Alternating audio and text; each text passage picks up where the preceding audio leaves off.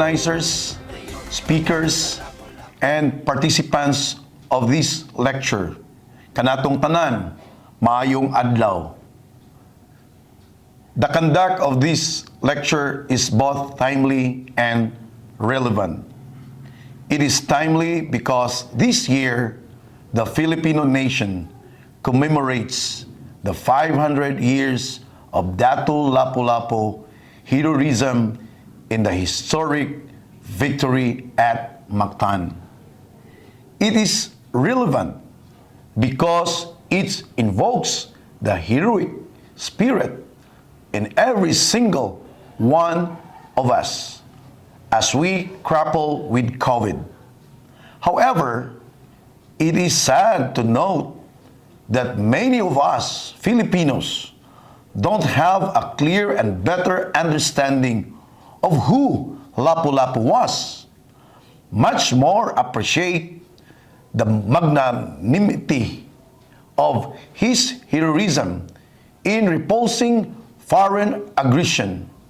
I, therefore, thank the organizers and speakers for conducting this public lecture to dispel the myths and misconceptions about Datu Lapu-Lapu and help us educate people of his selfless act in defying the invaders. As grandchildren of Lapu-Lapu, we Oponganons are forever grateful to the President Rodrigo Roa Duterte for elevating Lapu-Lapu to a greater standing among the pantheon of the Filipino heroes, placing him among the ranks of Dr. Jose Rizal and God Andres Bonifacio. After he, as the President would say, was unceremoniously forgotten by history and relegated to a mere fish species eaten daily, either fried or escabeche. From 1 centavo coin during the 70s, Lapu-Lapu was finally accorded the rightful honor befitting a true national hero. After Bangko Sentral ng Pilipinas issued the 5,000 commemorative banknote and medal in his honor.